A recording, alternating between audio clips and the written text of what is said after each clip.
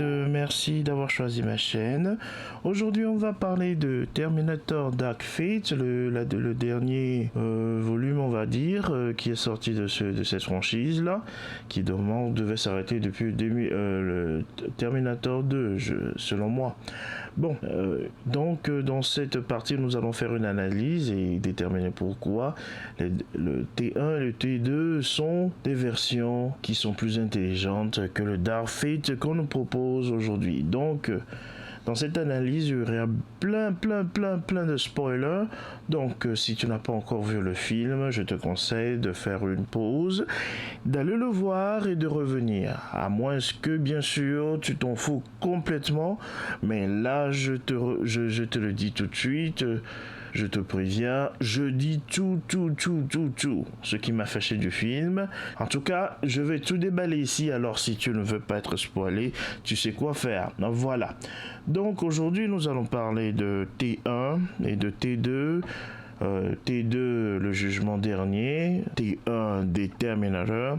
Le premier, justement, qui est le seul avec D, le Terminator.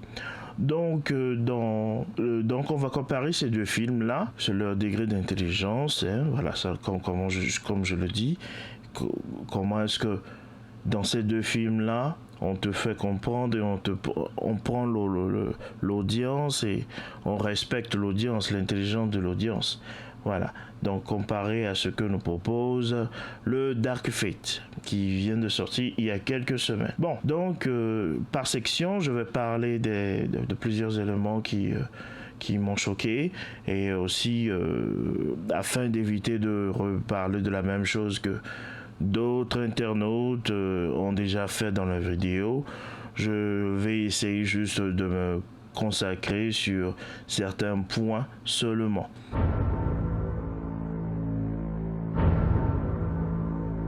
Donc nous allons parler de Sarah Connor. Sarah Connor, dans cette version de Dark Fate, attend les Terminators pour les buter. Bon, en soi, ce n'est pas une mauvaise nouvelle. C'est complètement badass. Je suis d'accord, ça fait waouh. Mais quand on y réfléchit un peu, la Sarah Connor de Jugement Dernier, le Terminator 2, n'aurait pas réagi, selon moi, de cette façon.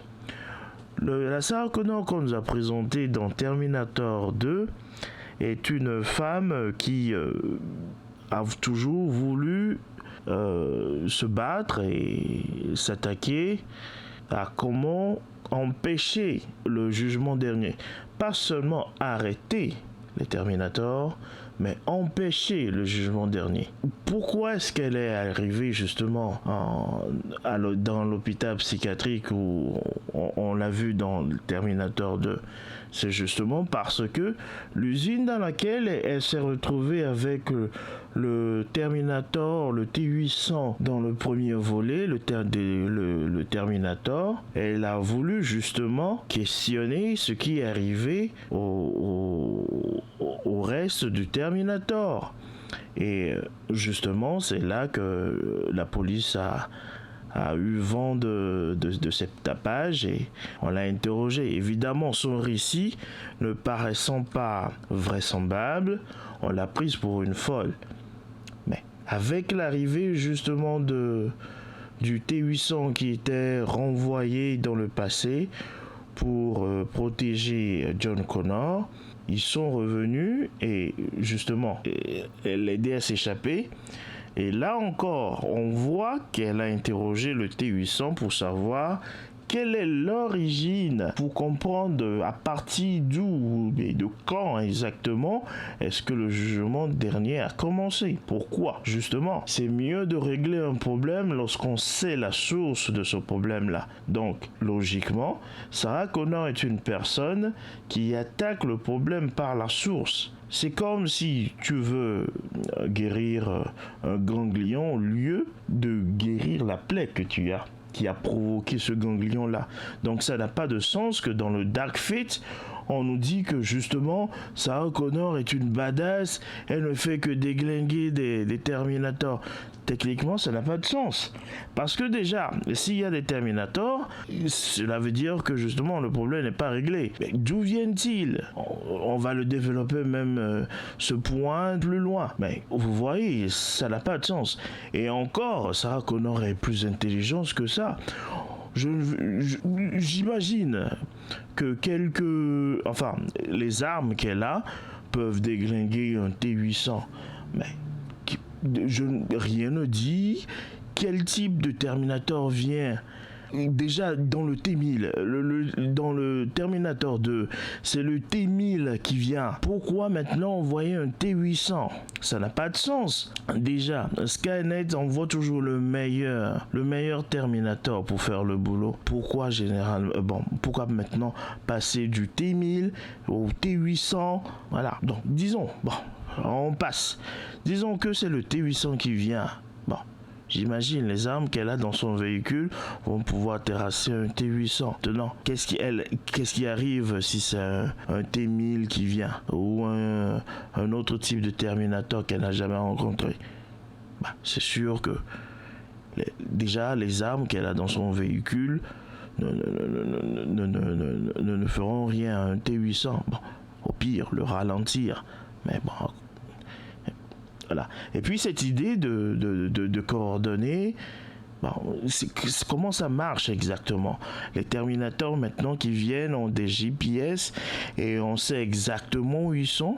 Voilà, ce sont des idées que Dark Fate introduit qui en fait n'ont pas de sens. On va maintenant parler d'un autre sujet.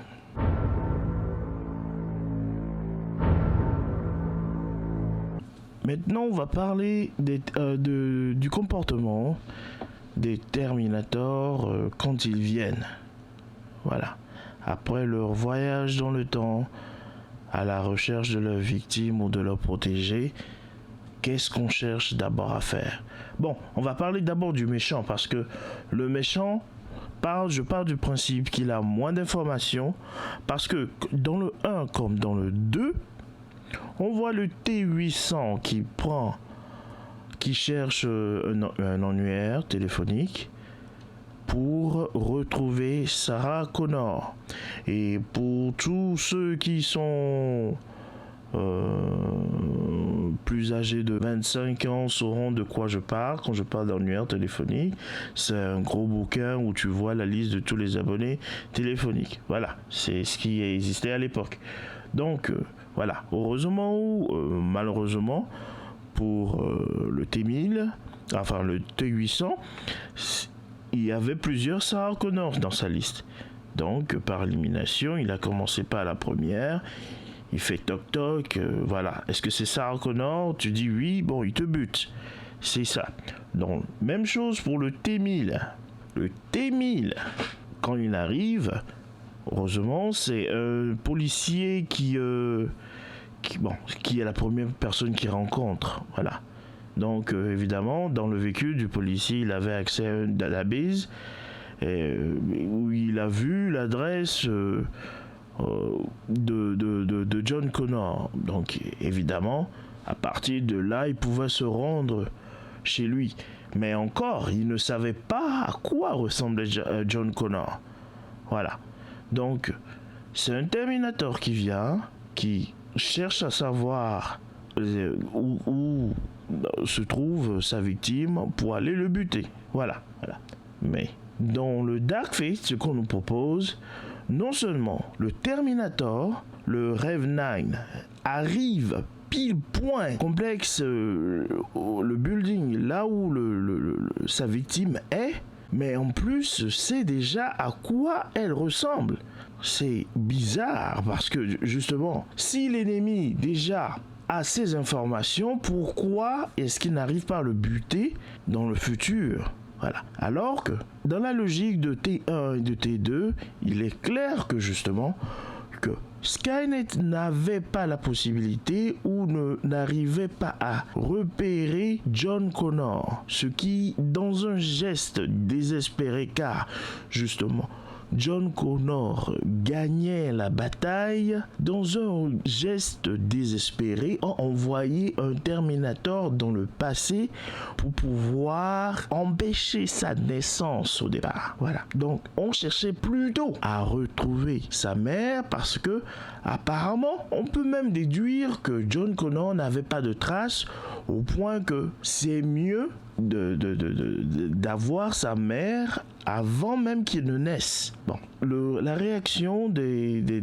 voilà, on peut voir là comment est-ce que les deux Terminators du 1 et 2 marchent dans cette logique-là, où fonctionne selon cette logique. Dans le T800 sait seulement à quoi ressemble Sarah Connor quand elle arrive dans son appartement et malheureusement justement avait pris son compagnon de chambre pour Sarah Connor, il a buté à sa place et aurait même cru avoir fini sa mission si dans la seconde qui a suivi, Sarah Connor justement appelait pour donner sa position et voilà, c'est là où le Terminator s'est rendu compte que voilà, j'ai fait une erreur et que la vraie Sarah Connor est celle-là qui parle au répondeur et me donne son adresse. Et voilà, justement en fouillant, qu'elle retrouve quelque chose qui puisse l'identifier. Autrement, le Terminator, l'ennemi, n'a rien à part le nom. Il n'a ni l'adresse, ni une photographie pour accompagner. Donc, ce Rev 9 dans le Dark Fate a plus d'informations que ceux qu'on a connus par le passé. Et s'il a autant d'informations, pourquoi est-ce que c'était aussi difficile pour lui d'avoir Danny? Ça n'a pas de sens.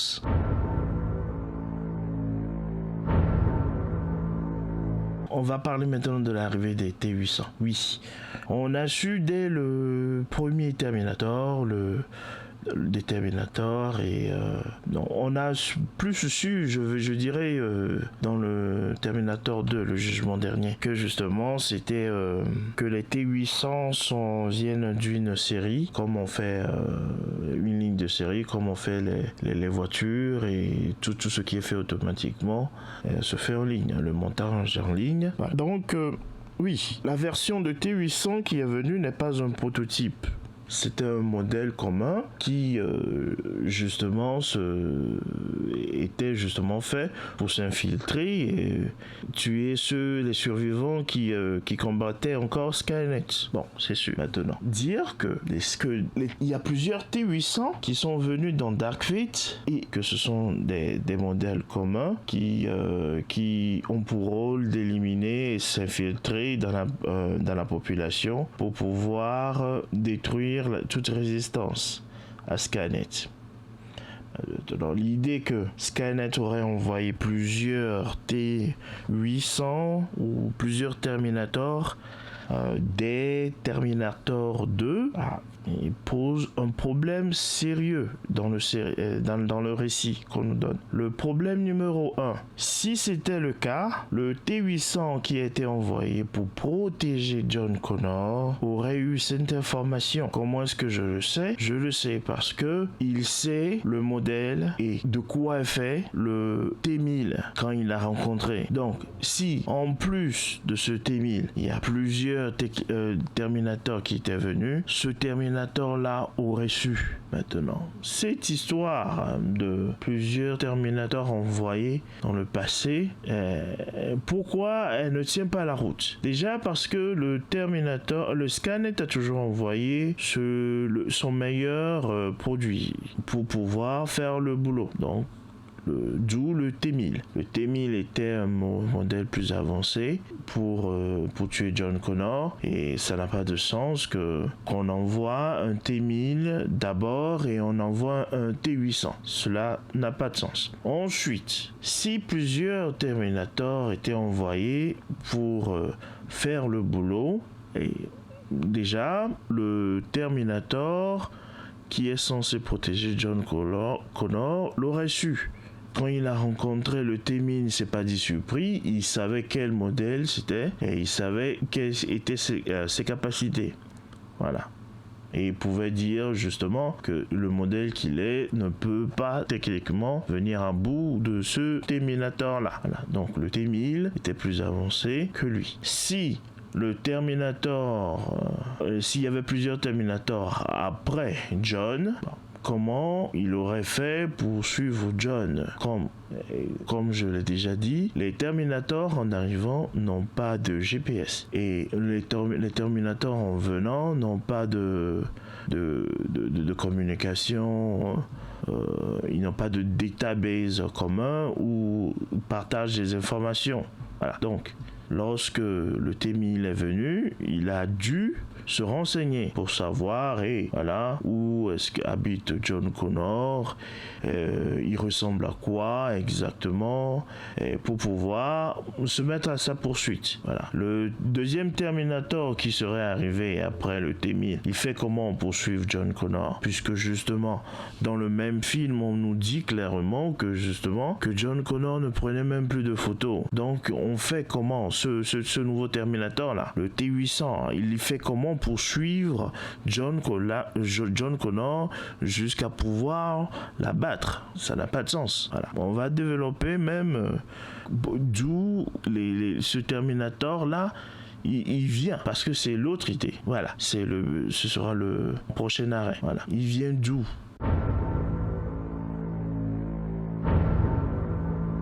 Donc dans ce volet, on va se pencher sur cette question. Les multiples Terminators qui viennent, ils viennent d'où? Oui, parce qu'il faut se rappeler, si Skynet a détruit l'usine Cyberdyne, est détruit et qu'on a empêché Skynet d'arriver, on a empêché le jugement dernier, comment expliquer encore une fois qu'il y ait des Terminators qui viennent? Ils viendraient dans ce cas de quel futur? Le futur de Skynet ou le futur de Légion? Ce qui est sûr, c'est pas le futur de Skynet, puisque justement Skynet n'est plus. Skynet, le futur de Skynet disparaît avec la destruction de Cyberdyne. Si justement cette action empêche le jugement dernier. Si on accepte que la destruction de ce programme empêche la venue et le futur de Skynet, dans ce cas, il est impossible de voir des Terminators envoyés du futur par Skynet. Ça n'a pas de sens. Le T-800 qui vient buter finalement John Connor, il viendrait de quel futur? Si on suppose que non, c'est plutôt notre timeline maintenant, que c'est justement avec Légion, bon, soit, mais je suis sûr, si c'est Légion qui a envoyé le T-1000, le T-800 pardon, et Légion n'est pas après John Connor, hein? On est d'accord. Ce serait idiot d'envoyer un T-800 après un autre qui n'est pas celui qui te fait peur. Il n'est même pas... Légion n'est même pas censé connaître John Connor pour envoyer un Terminator à sa poursuite. Et si ce n'est pas Légion non plus, et même si c'était Légion, je ne penserais pas que ce serait justement par le fruit du hasard un T-800. Les deux systèmes ne réagissent pas exactement de la même manière. Ou alors, il y a quelque chose que je ne comprends pas. Il faudrait quand même un degré de malchance pour que ça arrive, hein. Mais bon.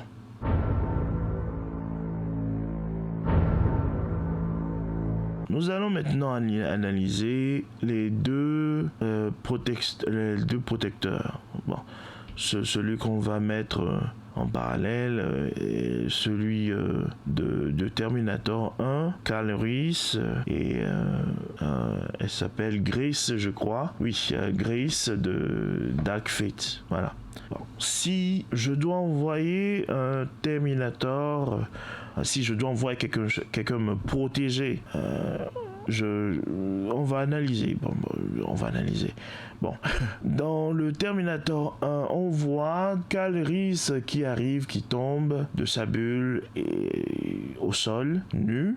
Dès qu'il tombe au sol, il cherche à se vêtir et il n'a qu'un sans-abri à côté et il lui chipe son pantalon. Voilà. Et juste après, il y a un policier qui malheureusement a vu la scène et s'est mis à sa poursuite. Et on voit John Kyle Reese qui se met à courir pour justement s'échapper aux policiers. Voilà. Et bon, pour ceux qui ont vu le film, on voit exactement comment cette scène s'est terminée. Et c'est là, Kyle Reese se demande quelle année, c'est quelle année, il est dans quelle année, voilà, pour justement confirmer là où le voyage l'a emmené, qu'il était à la bonne époque et à la bonne date. Voilà.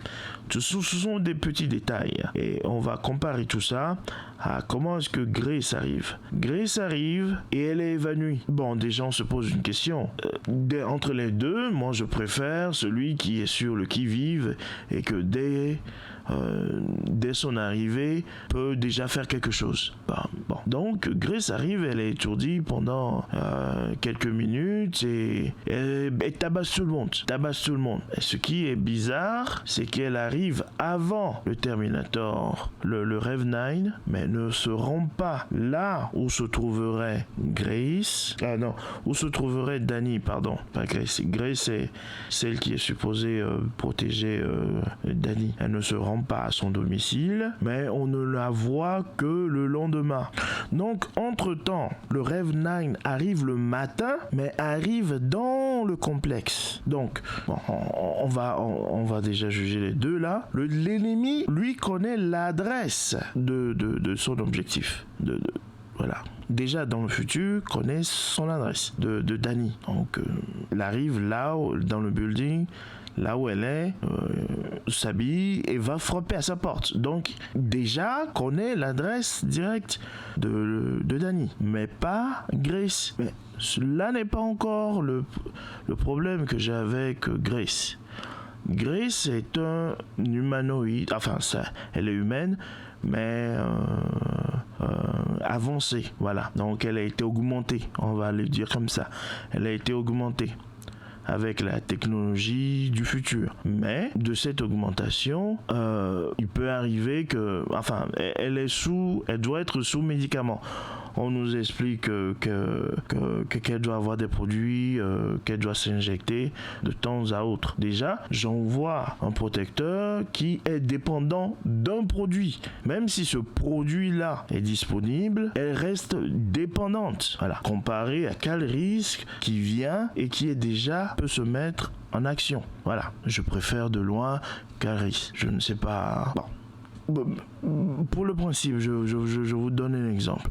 Elle sauve Danny, elle conduit et elle s'évanouit au volant. Je ne sais pas si vous êtes au courant, mais c'est le meilleur moyen de tuer un humain au volant, de s'endormir au volant.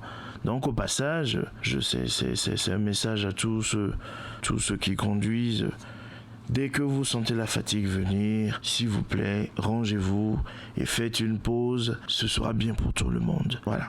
Donc, en conclusion, entre Grace et Kyle Reese, je préfère de loin Kyle Reese. Il est plus efficient, comme on dit.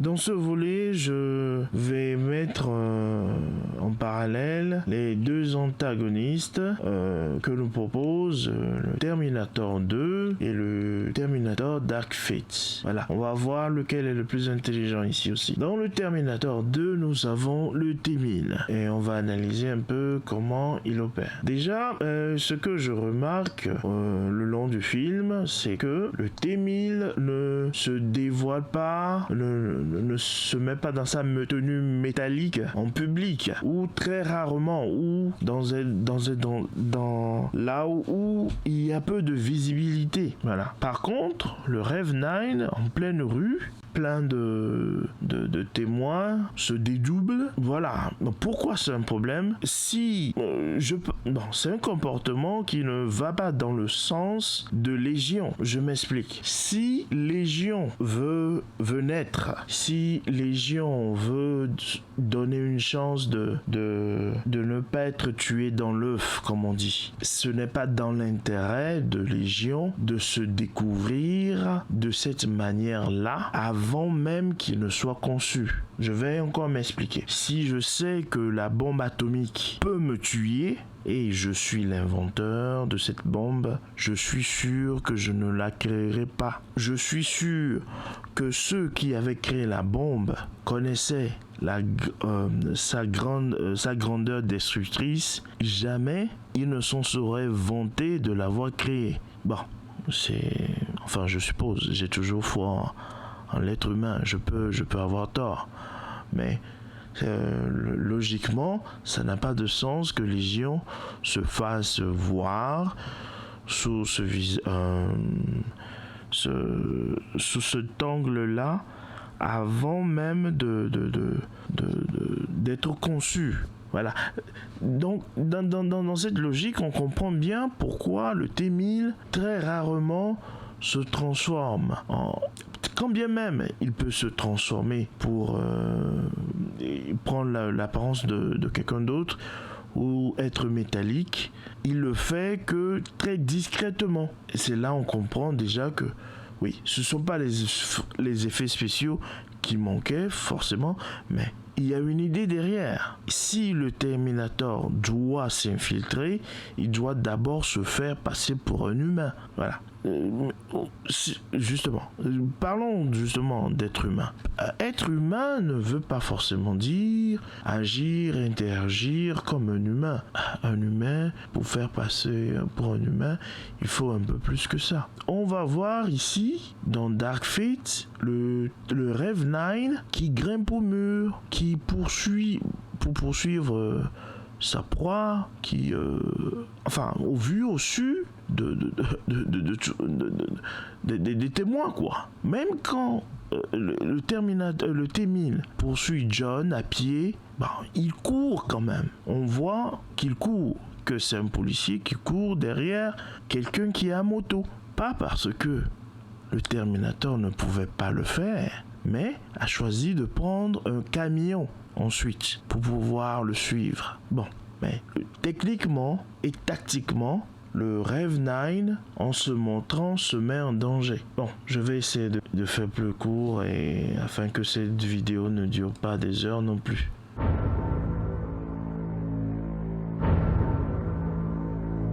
Ici, on va parler de la machine à voyager dans le temps qu'utilisent les antagonistes et les protagonistes dans cette saga de Terminator. Bon, dans Dark Fate, il y a quelque chose qui n'est pas clair du tout. Est-ce que Grace est partie avant le Rev 9 ou c'est le Rev 9 qui est parti avant Grace? Oui, ça a un sens. Pourquoi? Parce que, encore une fois, dans le T1 et le T2, on nous explique qui fait quoi et ce que la résistance fait ensuite. Ou qu'est-ce que la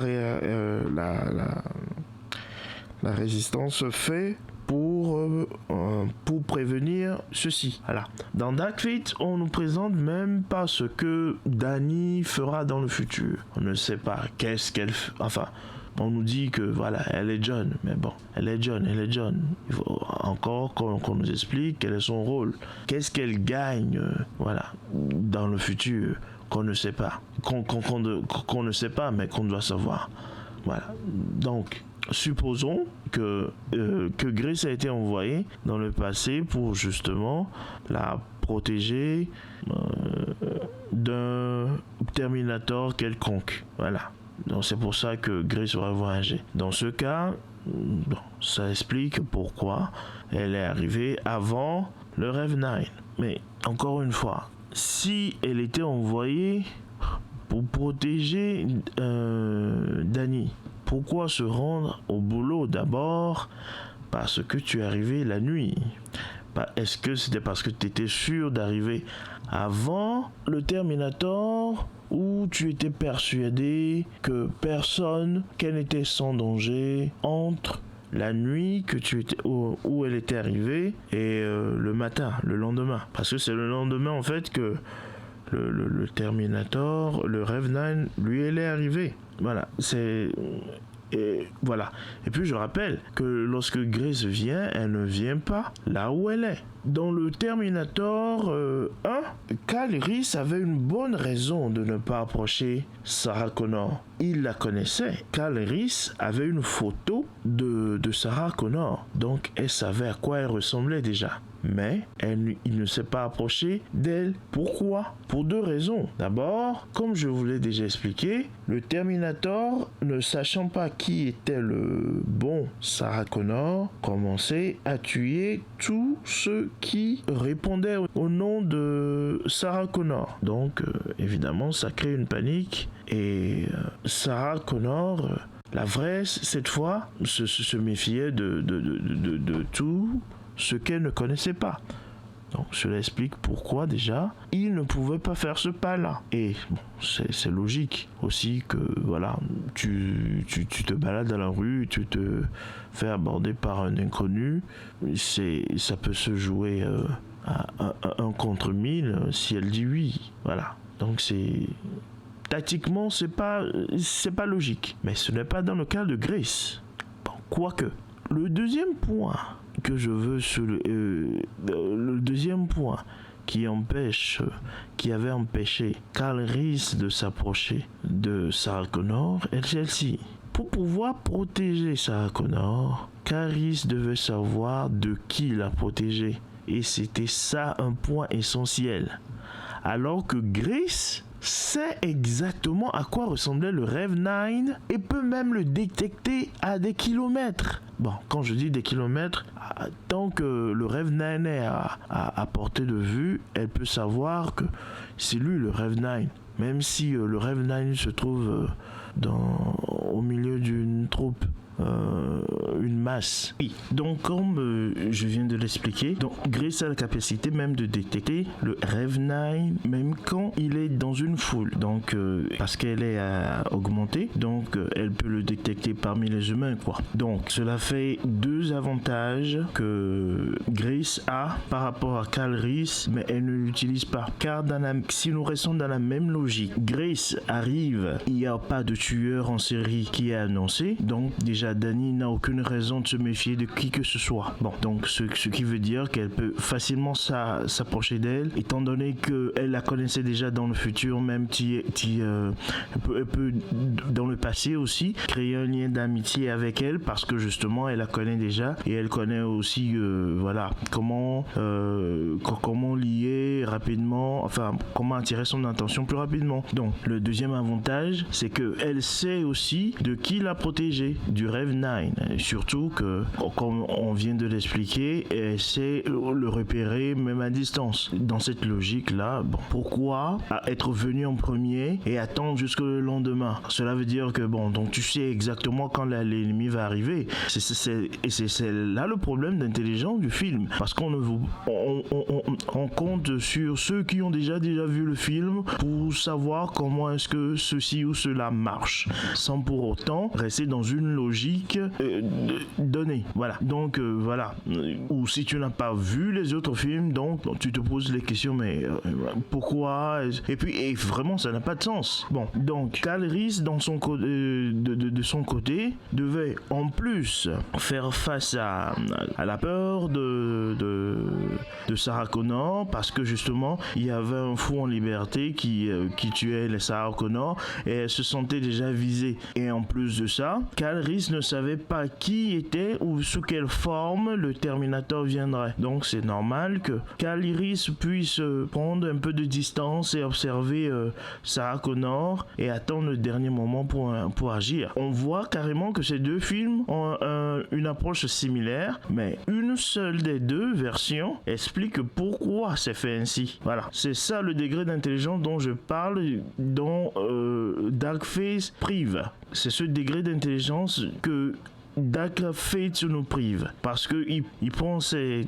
téléspectateurs comme des cons. Bon, balancez-leur ceci, ils avaleront de toute façon. Voilà. Et c'est dommage qu'à notre époque, on en arrive jusque là. En 1984, le premier Terminator était sorti, était vachement meilleur.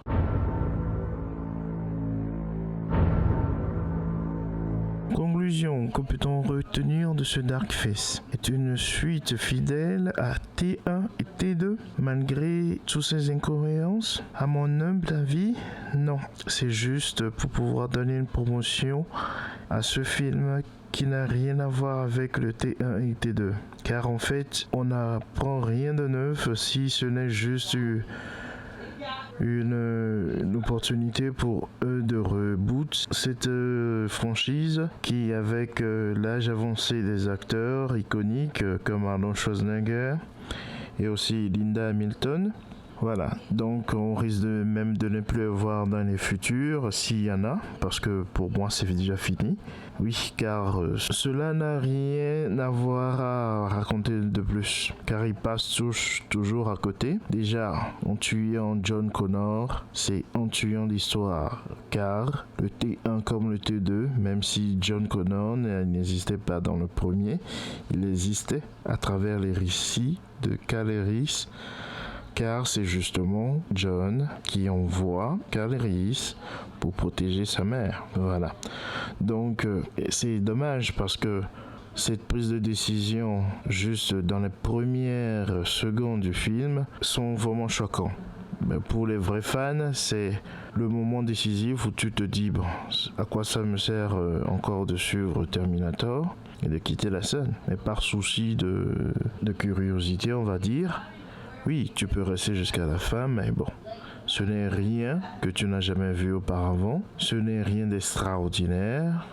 Tout ce que ce film raconte, tu l'as déjà vu, en mieux des mêmes. Et bon, pas un souci de nostalgie, si tu veux vraiment revivre un instant d'émotion, je t'invite à revoir le Terminator 1 des Terminator, et le suivi du Terminator 2, le jugement dernier. C'est les deux. Si l'envie te vient de regarder le Dark Fate, je te conseille plutôt de revoir le 1 et le 2. Car, mis à part la technologie de rajeunissement voilà, la technique de rajeunissement qu'il y a au début du film, toutes les techniques,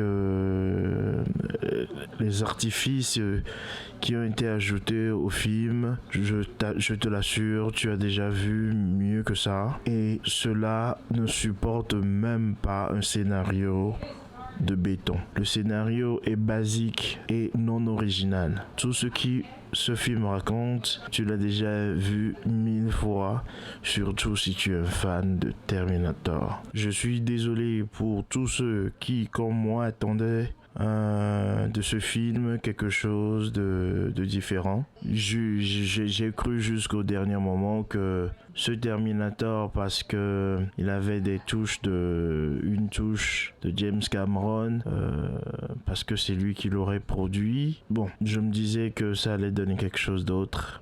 Mais non, hélas. Nous voilà devant la triste réalité. Bon, c'est la fin de cette vidéo. Merci pour ceux qui m'ont suivi dès le début. Donc, si vous avez aimé, n'oubliez pas d'appuyer sur le bouton de notification et d'aimer, de liker cette vidéo. Merci de vous abonner à ma chaîne. Si vous voulez avoir quelque chose de similaire, et ensemble, on pourra décider ce que Hollywood doit nous donner. Parce que nous voulons de la qualité, rien que de la qualité. Merci.